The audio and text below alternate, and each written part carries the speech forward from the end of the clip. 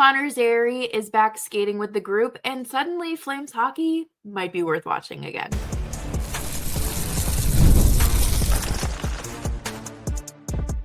You're Locked On Flames, your daily podcast on the Calgary Flames. Part of the Locked On Podcast Network, your team every day.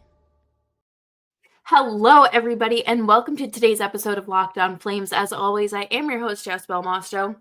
And thank you so much for joining me. Today's episode is brought to you by FanDuel. Right now, new FanDuel customers can get $150 in bonus bets if your first $5 bet wins.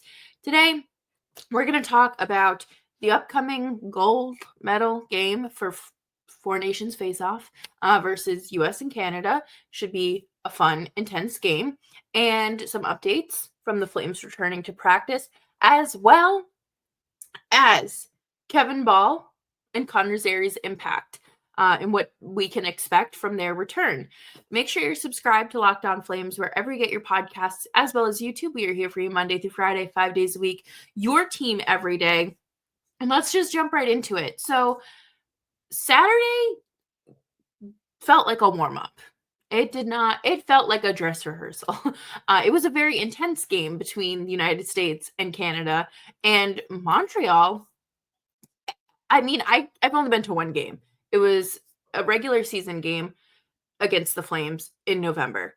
It felt like a playoff atmosphere, so I can only imagine what it felt like in an intense rivalry situation. I think that, obviously people are traveling from all over the place to go to the Bell Center, but it felt so, like, it sounded so intense, and like it's something that you want to be a part of. And I highly recommend going to the Bell Center if you have an opportunity. A lot of people have been referring to it as the Mecca of our hockey Mecca, and I think that's fair. I mean, after only one visit, hands down one of the best venues I've been to.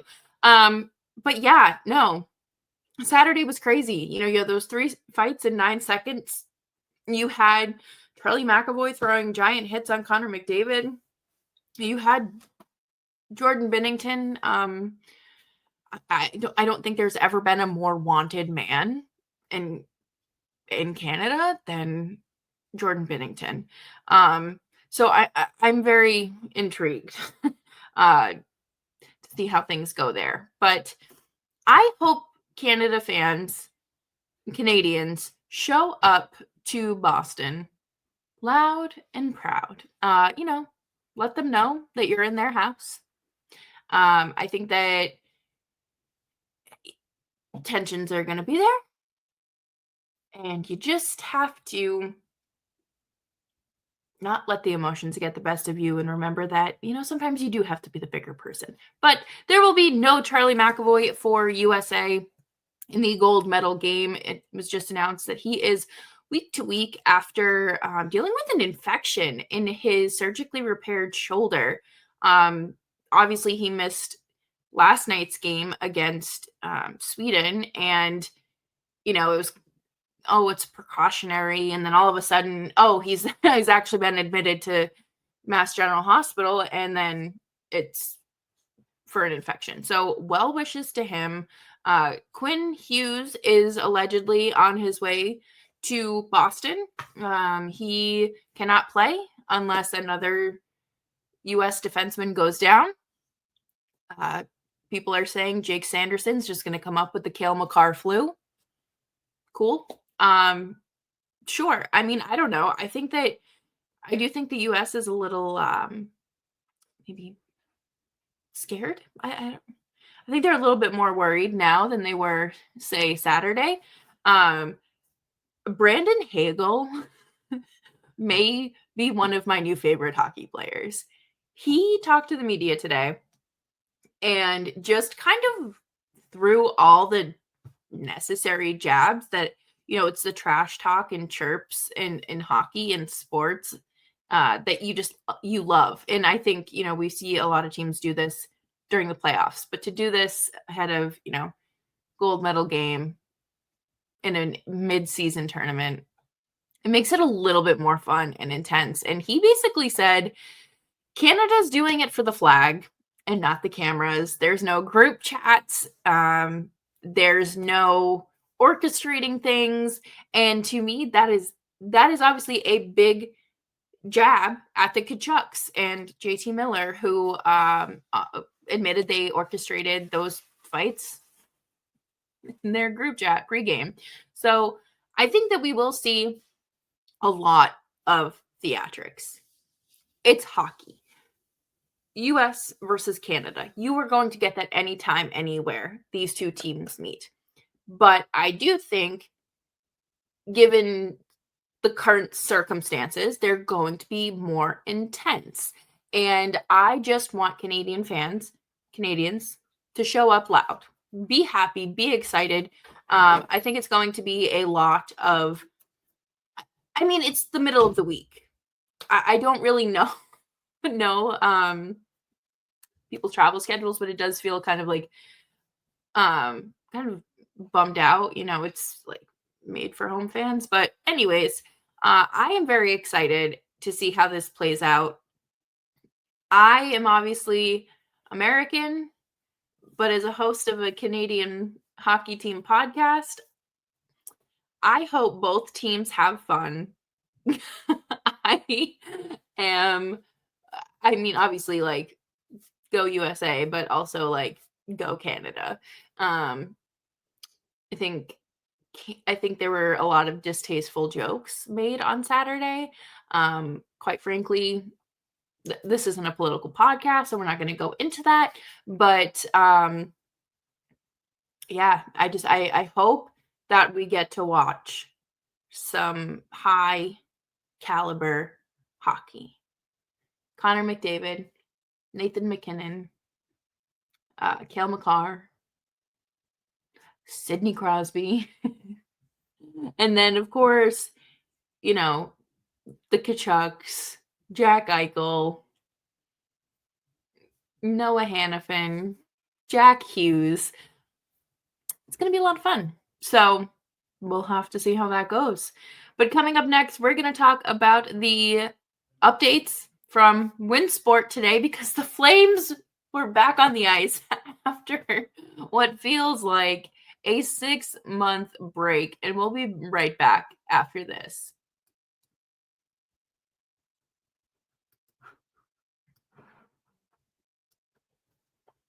In sports, having a winning strategy is everything. It's how the best teams make it to the Super Bowl, the World Series, and the Olympics. And same goes for life. Having a strategy like life insurance from SelectQuote can protect your financial legacy and keep your family's future secure. SelectQuote makes it easy to find the perfect life insurance policy. As one of America's leading insurance brokers with nearly 40 years of experience, they've helped over 2 million customers find $700 billion in coverage since 1985. What sets SelectQuote apart is their personal touch. Unlike other brokers that offer a one-size-fits-all policy, their licensed agents tailor coverage to fit your unique needs. If you're in good health, you might even qualify for same-day coverage for up to $5 million. No medical exam required. And it's more affordable than you think. You can get up to $1 million. You can get up to $1 million in coverage for as little as $20 a month. Get the right life insurance for you for less at selectquote.com/lockedonnhl. Go to selectquote.com/lockedonnhl today to get started. That is selectquote.com/lockedonnhl. SelectQuote. They shop, you save.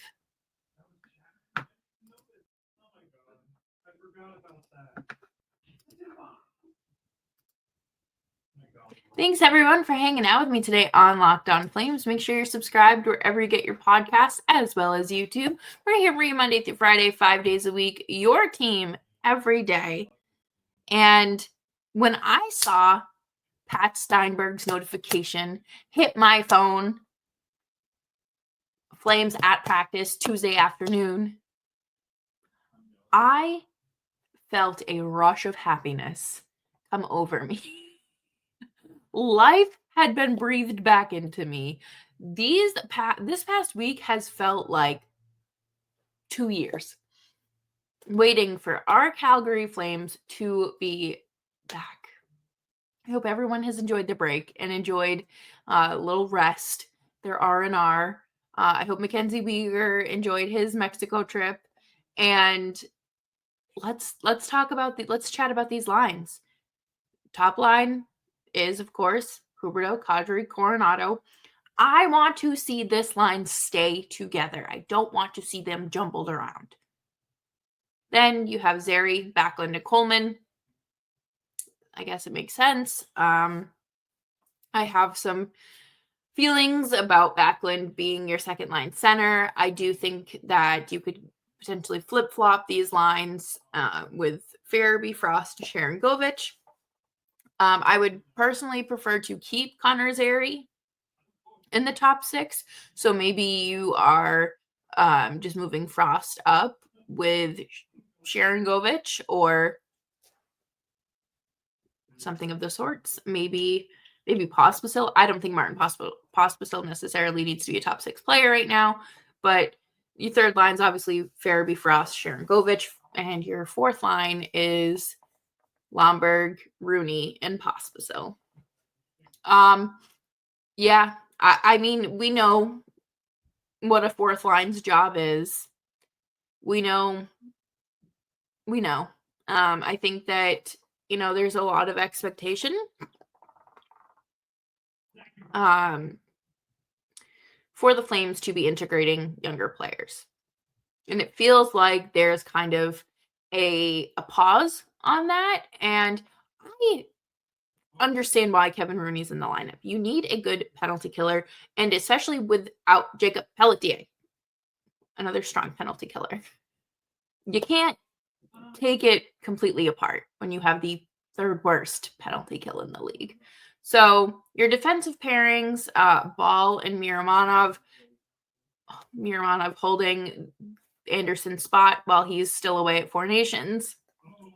Joel Hanley and Mackenzie Weegar.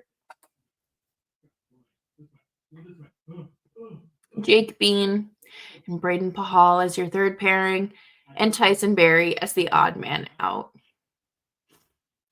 If you listen to this show, you already know what I'm going to say.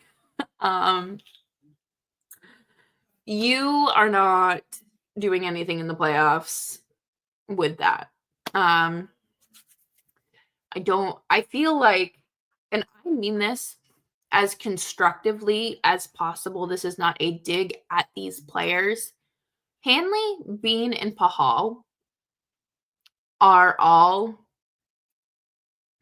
5th, 6th, 7th, and 8th even defensemen, depending on the team.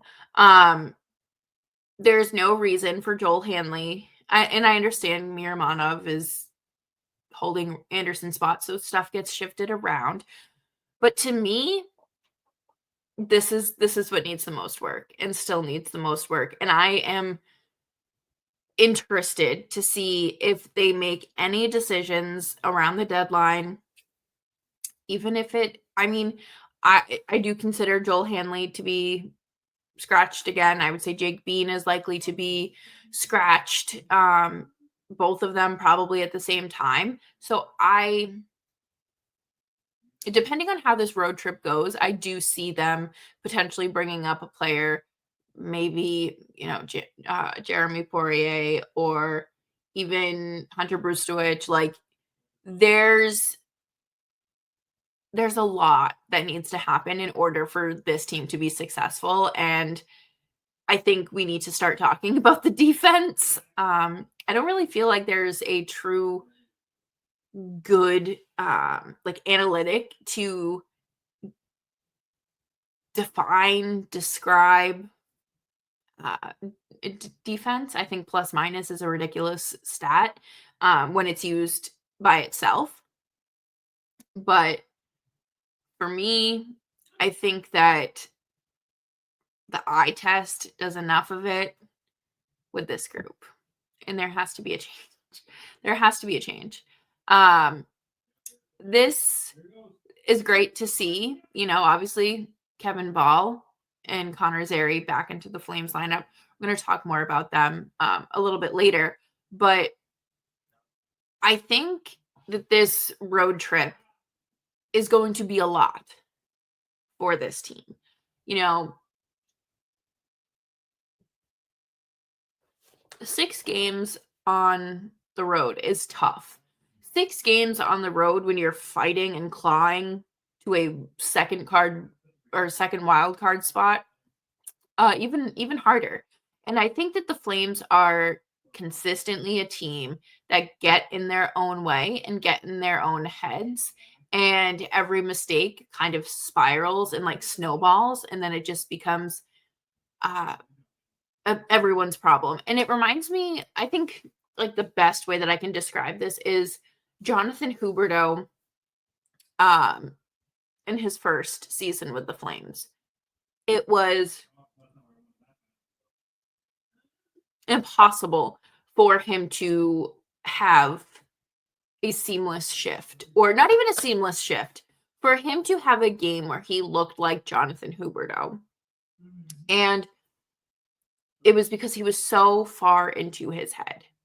And it was like he was walking on eggshells.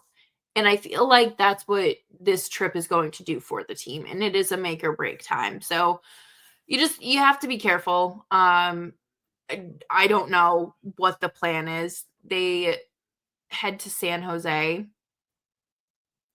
Sunday. So I'm just kind of concerned, I guess, about the goaltending situation as well, because there's simply no way Dustin Wolf starts all of these games. I think that I don't know if it should be a split necessarily, but I do think it, maybe should be a 4-2 situation depending on, how Wolf is feeling and how Dan Vladar looks, because ultimately this is make or break time, and you don't really have enough leeway, enough runway to continue making mistakes.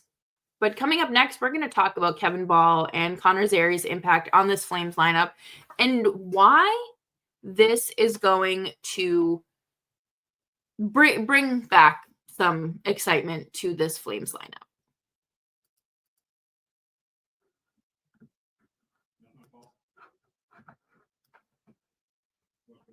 When the game tips off, the NBA action is just getting started, and there's no better place to get in on it than FanDuel, America's #1 sportsbook.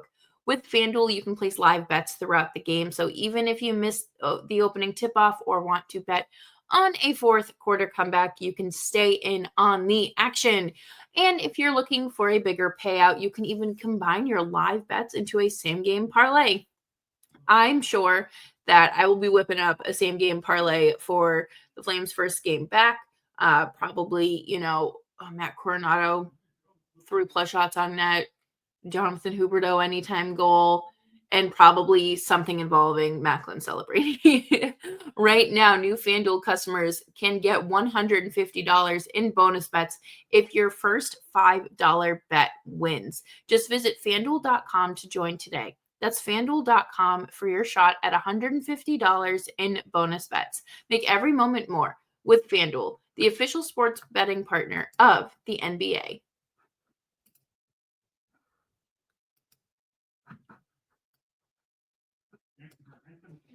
Thanks everyone for tuning into today's episode of Locked On Flames. Make sure you're following me on Twitter and Blue Sky at Jess Belmosto. Oh, I am so happy to have Kevin Bahl and Connor Zary back in the Flames lineup. I think, I underestimated how poorly the defense performs without Kevin Bahl. I don't necessarily think he's the glue that's holding it together, but him being on that top pairing with Anderson prevents a disastrous shamble of line combinations. And obviously, he had a very scary upper body injury against the Minnesota Wild earlier this month. And I'm glad that he's okay and is well enough to be skating again and, looking like he'll be able to play. But yeah, I would not be shocked if that top pair needs like a game to fully get their feet under them and get their legs back. Not only have they both not played hockey in a while, they have not played hockey together, and they're coming off of a long period of rest. Rasmus Anderson did see one game in Four Nations, so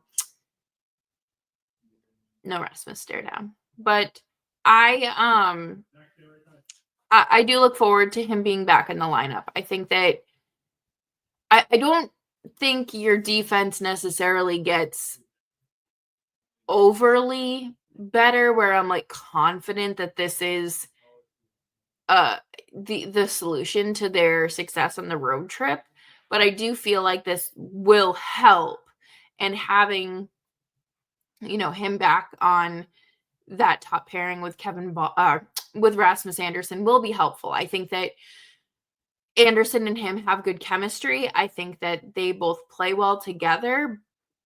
Do I have an issue with the amount of times Kevin Bahl maybe looks like he doesn't know that he's a Flames defenseman? Yeah, I do.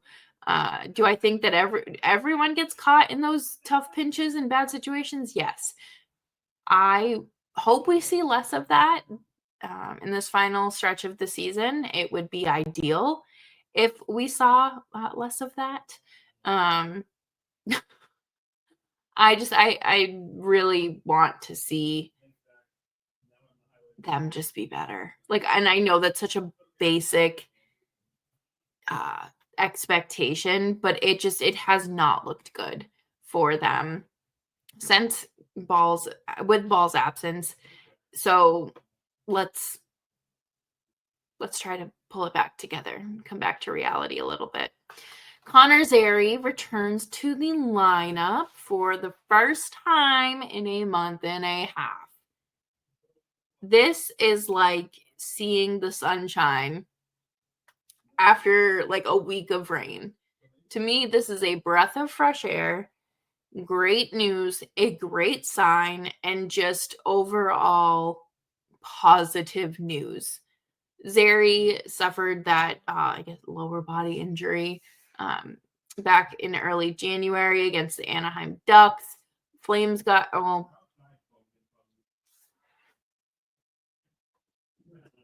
Zary got pretty lucky in terms of it not being a tear or anything like that with his MCL or ACL, because from the amount of times I watched that clip at regular speed, slow motion, even slower motion, I had convinced myself that he was out for the season. But obviously they confirmed there was no ACL or MCL, sprain, tear, anything like that. So that was positive. That was a step in the right direction. And really just luck. So he'll be back with the team, which is so exciting. Zary is obviously one of the Flames' more consistent scorers. He is a great net front presence. He is someone that finishes. He isn't afraid to shoot the puck. He does not quit. And this is the type of player that the Flames have needed. They have needed someone like this. I think that, he is a very good player, and he is someone that is still new to the league and still coming in and getting himself situated, but he has adjusted very well, and his sophomore year has gone fantastic other than this injury. Sure, he was a little bit streaky at times, but you could still find him making a solid effort. And for me, it's a matter of the consistency and the effort, because this team has lacked that. And I hope that everyone continues to pitch in offensively, but I won't be upset if Zary just kind of comes back in and takes over. This is going to be his first time playing with, I mean, this is his first time, I guess, skating with Joel Farabee and Morgan Frost. So like that's exciting. I think that, that chemistry, like they could build something special there too. What I like about Connor Zary is that he can kind of go anywhere you need him to. You should keep him in your top 6 realistically, but I want to see more of that. I want to see more of him scoring. I'm very happy to see Coronado up on that top right wing with Kadri and Huberto. Zary being with Coleman and Backlund kind of makes me feel, I don't want to say bummed out, but I feel like the expectation is going to be very different considering Backlund has led the team in time on ice these last few games. Unacceptable, which we've talked a lot about. And I wonder if Zary, if that responsibility is going to fall on Zary's shoulders as well. And, how long are we going to play the game of that being your second line when you could probably flip-flop that in your third line with Farabee, Frost, and Sharon Govich. So we will just have to see, because we know Ryan Huska loves to throw his lines in a blender. We know that none of this is set in stone or anything. So, we'll just have to keep an eye on things. The Flames are back in action this weekend, and I can't wait. It's going to be very weird going from watching Sidney Crosby and like rooting for McDavid to watching the Flames. Make sure you're subscribed to Locked On Flames wherever you get your podcasts, as well as YouTube. We're here for you Monday through Friday, 5 days a week. Your Calgary Flames every day. And, remember to stay kind and be nice. It goes a very long way. I'll be back tomorrow to chat about any updates from the Flames and, just what might be ahead for this team.